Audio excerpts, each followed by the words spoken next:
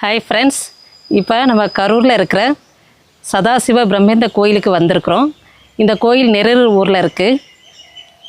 இந்த கோயிலில் வந்து காசி விஸ்வநாதர் சன்னதியும் தாயார் சன்னதியும் இருக்குது. இந்த கோயிலோட சிறப்பு என்னென்னா, உள்ளே வந்து சதாசிவ பிரம்மேந்திரர் வந்து ஜீவ சமாதி ஆகிருக்கிறாரு. அந்த இடமே நல்ல வைப்ரேஷன் இருக்குங்க. நானும் உட்காந்து நான் மெடிடேஷன் பண்ணேன். எனக்கு மன அமைதியும் ரொம்ப நிம்மதியாக இருக்குது. இந்த கோயிலை சுற்றி வரும்போது மன சந்தோஷம் நமக்கு ஆட்டோமேட்டிக்காக கிடைக்குது.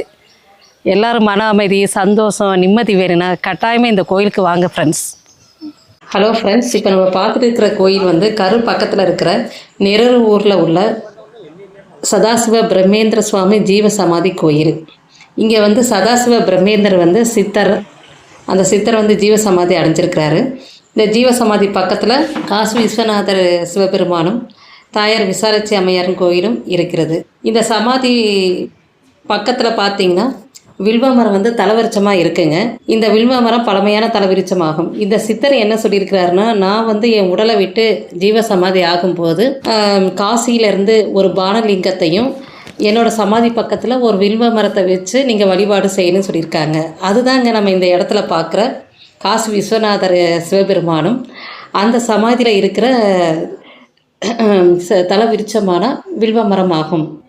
இந்த சித்தர் வந்து 17ஆம் நூற்றாண்டு துவக்கத்தில் வாழ்ந்தவர். அப்போ இந்த வில்வ மரம் ரொம்ப 300 ஆண்டுகளுக்கு முன் பழமையாக இந்த மரம் இன்னும் பசுமையாக காட்சியளிக்கிறது. இப்போ இங்கே வர பக்தர்லாம் என்ன சொல்கிறாங்கன்னா, இந்த ஜீவசமாதி பக்கத்தில், அந்த ஜீவசமாதி அமைஞ்சிருக்கிற இடத்து பக்கத்தில் அமர்ந்து நம்ம வந்து தியானம் செய்யும் போது ஒரு மாதிரி பாசிட்டிவ் வைப்ரேஷன் நமக்குள்ளே உணர முடியுது.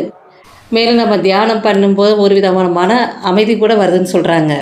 இப்போ நம்ம பார்க்குறோங்க, அதுதாங்க இந்த ஜீவசமாதி. அந்த ஜீவசமாதி சுற்றி பாருங்கள், பூ அலங்காரங்கள். இங்கே வந்து நம்ம ஃபோட்டோ வீடியோ வந்து அவங்க எடுக்கக்கூடாதுன்னு சொல்லிட்டனால நம்ம முழுமையாக அந்த காட்சி பார்க்க முடியல. இப்போ இந்த தியானம் பண்ணும்போது நம்முடைய வேண்டுதல்கள், நம்முடைய ஆசைகள் எல்லாமே வந்து நிறைவேறுன்னு பக்தர்கள் சொல்கிறாங்க.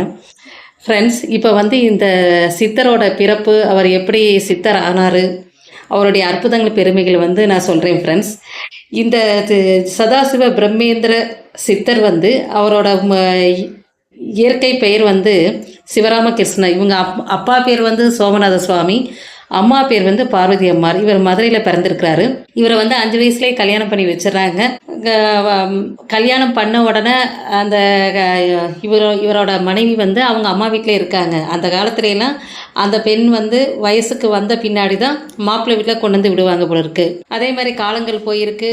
இவருக்கு அந்த இப்போ சித்தரோட மனைவிக்கு வந்து 12 வயசு வந்தோன்னா வயசுக்கு வந்துடுறாங்க. மறுபடியும் வந்து இந்த சிவராமகிருஷ்ண வீட்டுக்கு வந்து கொண்டு வந்து விடுறாங்க. அப்போ கொண்டு வந்து விடும்போது அவங்க வீட்டில் எல்லாம் விருந்து வைக்கிறாங்க. இவரை இந்த சிவராமகிருஷ்ணன் வந்து அவங்க அம்மாட்ட சொல்கிறாரு, அம்மா எனக்கு பசிக்குது, சோறு போடுங்க அப்படின்னு. அவங்க அம்மா என்ன சொல்கிறாங்கன்னா, ஏப்பா தம்பி, இப்போ தான் வந்து சம்மந்தி வீட்டில் வந்திருக்காங்க, அவங்கெல்லாம் விருந்து முடிச்சுட்டு சாப்பாடு 4 மணிக்கு தான்ப்பா கிடைக்குன்னு சொல்லியிருக்காங்க அவங்க அம்மா. உடனே இவர் என்ன நினைக்கிறாரு, பாவமே, மனைவி வீட்டுக்கு வரும்போதே நமக்கு சோறு 4 மணிக்கு கிடச்சிச்சா, இனி நம்ம மனைவியோடு வாழ்ந்தால் அவ்வளோதான், வாழ்க்கையே போச்சுன்னு ஒரு நிமிஷம் அவர் யோசிக்கிறாரு. யோசிச்சுட்டு வீட்டை விட்டு வெளியே போயிடாரு. அப்படி போய் தாங்க இவர் அங்கங்கே குருமார்களை சந்தித்து வேதங்கள், சாஸ்திரங்கள், உபனிஷத்துக்கெல்லாம் படித்து இவர் சித்தராகிறாரு. இவரோட குருன்னு பார்த்தாங்கன்னா, இவரோட குரு வந்து சிவேந்திர சுவாமிகள் இவரோட குருவாகிறாரு. பரசிவேந்திர சுவாமிகள் தான் இவரோட குரு பேர். இவர் எல்லா வித்தைகளையும் கற்றுட்டு எல்லாத்துக்களோடையும், எல்லா புலவர்களோடையும், சித்தர்களோடையும் இவர் வந்து வாதம் செய்கிறாரு. இவர் வாதம் செஞ்சு எல்லாத்தையும் தோற்கடிக்கிறனால ஜெயிச்சுட்டு வர்றாரு. அதனால் மனம் கவலை அடைஞ்ச அந்த குருமார்கள், அந்த புலவர்கள், அவர்களெல்லாம் வந்து இந்த பிரம்மேந்திர சுவாமிகளோட குரு அந்த பரசுவேந்திர சுவாமிகிட்ட என்ன சொல்கிறாங்க, எப்பா உன் சீடன் எப்போ பார்த்தாலும் வாக்குவாதம் பண்ணுறாருப்பா, எங்களுக்கு ரொம்ப கஷ்டமாக இருக்குது அப்படின்னு.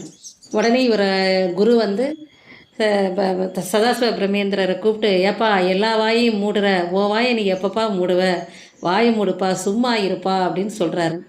அப்போ இருந்து தான் இவர் என்ன பண்ணுறாருன்னா, யார்கிட்டையும் பேசாமல் மௌனமாகி இருக்கிறாரு. ஏதாச்சும் தகவல் சொல்லுன்னா இவர் சைகளையும் இல்லைன்னா எழுத்து குறிப்பாக அவர் எழுதி கொடுப்பாரு. இந்த மாதிரி தான் இவரோட வாழ்க்கை போயிருக்கு. ஒரு தடவை இவர் செஞ்ச அற்புதங்கள் பார்த்தீங்கன்னா, ஒரு தஞ்சாவூர்ல ஒரு மராத்திய மன்னர் இருந்திருக்கிறாரு. அவங்க பொண்ணுக்கு வந்து கண்ல வந்து ரத்தமா கொட்டியிருக்கு. அங்க இருக்கிறவங்கலாம் என்ன சொல்லியிருக்காங்க, "நீங்க சமயபுரம் மாரியம்மன் கோயிலுக்கு போனீங்கன்னா, இந்த இந்த கண்ல ரத்தம் வர்றது நின்னு போயிருப்பா" அப்படின்னு சொல்லியிருக்காங்க. இவர் வந்து தன்னோட மகள கூட்டிட்டு சமயபுரம் போறப்ப, ஒரு பாம்பு புத்து பார்த்துருக்கிறாரு. அந்த பாம்பு புத்து பக்கத்துல ஏதோ பேசுற அசரீரி சத்தம் கேட்டிருக்கு. இவர் பக்கத்துல போய் பார்க்குறாரு அந்த மராத்திய மன்னர். பார்க்கும்போது என்ன சொல்றாங்கன்னா, "ஏப்பா நீ சமயபுரத்துக்கு ஏப்பா போற? நான் இங்கே இருக்கும்போது நீ எதுக்குப்பா சமயபுரம் போற? நான் சொல்கிறத கேளுப்பான்னு" இந்த சித்தர் வந்து மறைமுகமாக பேசியிருக்காரு. அப்புறம் எந்திரிச்சு வந்து, "நீ வந்து சந்தனம், குங்குமம், பச்சை கற்பூரத்தை கொண்டு வா. நான் அதை வச்சு ஒரு சில விஷயங்கள் வந்து செய்கிறேன்னு சொல்லியிருக்காரு." அதே மாதிரி இவர் கொண்டு வந்தானா அந்த பொருட்களை வைத்து ஸ்ரீசக்கரத்தை உருவாக்கி அங்கே தான் புன்னைநல்லூர் மாரியம்மன் கோயிலை வந்து இவர் உருவாக்கியிருக்காரு. அது இப்போ நம்ம கும்புற அந்த புன்னைநல்லூர் கோயில் வந்து இந்த சித்தரால் படைக்கப்பட்ட கோயில் தான். இவ்வளோ பெருமை வாய்ந்தவருங்க இவர். அடுத்து வந்து புதுக்கோட்டை விஜயரகுநாத தொண்டைமான் என்ன பண்ணுறாருன்னா, இவரோட அற்புதங்கள்லாம் பார்த்துட்டு இவர்கிட்ட எப்படியாச்சும் நம்ம தீட்சை வாங்கணும்னு இவரை தேடி போகிறாரு. இவரை பார்த்தோன்னே எனக்கு தீட்சை கொடுங்க சுவாமின்னு கேட்குறாரு. அவர் வந்து மௌனமாக இருந்துட்டு என்ன பண்ணியிருக்காரு, கீழே மணலில் வந்து திரு தட்சிணாமூர்த்தி மந்திரத்தை வந்து மணலால் எழுதுகிறார். அதை மட்டும் அவர் வந்து சைகனை குரூப்பில் சொல்கிறாரு. உடனே இவர் விஜயரகுநாத தொண்டைமான் என்ன செய்கிறாருன்னா, அந்த மணலை அள்ளிட்டு தன்னுடைய வீட்டில் போய் ஒரு வெள்ளி பேரையில் வச்சு வழிபட்டுட்டு வந்திருக்கிறாரு. இவரோட குறை என்னென்னா, இவருக்கு வந்து குழந்தை பாக்கியம் இல்லாமல் இருந்திருக்கு. அப்புறம் சாமி கும்பிட்ட உடனே இவருக்கு குழந்தை பிறந்திருக்கு. திருப்பியும் போய் இவர் சதாசிவ பிரம்மேந்திரை சந்தித்து என்ன சொல்கிறாருன்னா, எனக்கு குழந்தை பிறந்துருச்சுங்க, ஆனால் எனக்கு ஒரு வரம் வேணும். நீங்கள் உங்கள் உடலை வந்து நீக்கும்போது அந்த செய்தியை வந்து நீங்கள் எனக்கு வந்து குறிப்பாக உணர்த்தி சொல்லணும். நான் வந்து அதை பார்க்க ஆசைப்பட்றேன்னு சொல்லியிருக்காரு. உடனே அதை செய்கிறேன்னு இவரும் சொல்லியிருக்காரு. ஒரு படிக்காத பிரம்மச்சாரி வந்து ஸ்ரீரங்கம் போகணும்னு நினைக்கிறாருங்க. ஆனால் அவருக்கு எப்படி போகிறதுன்னு தெரியல. உடனே அதை குறிப்பால் உணர்ந்த அந்த நம்ம சித்தர் வந்து, "ஏப்பா நான் உனக்கு ஸ்ரீரங்கம் கூட்டிகிட்டு போகிறேன்னு" சொல்கிறாரு. 2 பேரும் ஸ்ரீரங்கம் போய் திருமாலை போய் ரங்கநாத சயனத்தோட பார்க்குறாங்க. உடனே அந்த பிரம்மச்சாரி வந்து ரொம்ப திகைப்பாகிறாரு. பக்கத்தில் இருந்த சித்தரை பார்க்குறாரு, அவர் இல்லை. அப்போ அந்த சித்தர் வந்து அருவமாக ரங்கநாதர் சுவாமி சயன கோலத்தில் இருக்கிற சாமியோட அருவமாக போய் ஒன்றாகிறாரு.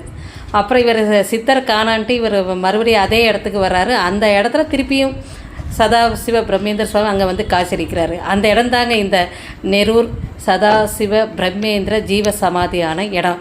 இந்த சமாதி இங்கே மட்டும் இல்லைங்க, மானாமதுரை, கராச்சி பாகிஸ்தானு, காசியில் எல்லா இடத்துலையும் இந்த ஜீவ சமாதி ஒரே நேரத்தில் இவர் ஜீவ சமாதி அடைஞ்சிருக்கிறாரு. ஃப்ரெண்ட்ஸ், இந்த கோயில் வந்து விஜயரகுநாத தொண்டைமான் மன்னரால் கட்டப்பட்ட கோயில் ஃப்ரெண்ட்ஸ். இவ்வளோ பெருமை வாய்ந்த இந்த சமாதிக்கு வந்து நீங்கள் வாய்ப்பு இருந்தால் இங்கே வந்து கும்பிட்டுட்டு உங்களுடைய வேண்டுதலையெல்லாம் நிறைவேற்றுக்குங்க ஃப்ரெண்ட்ஸ். இந்த பயனுள்ள தகவலை உங்கள் ஃப்ரெண்ட்ஸுக்கு ஷேர் பண்ணுங்கள், சப்ஸ்கிரைப் பண்ணுங்கள் ஃப்ரெண்ட்ஸ். ஓகே, பாய், தேங்க்யூ.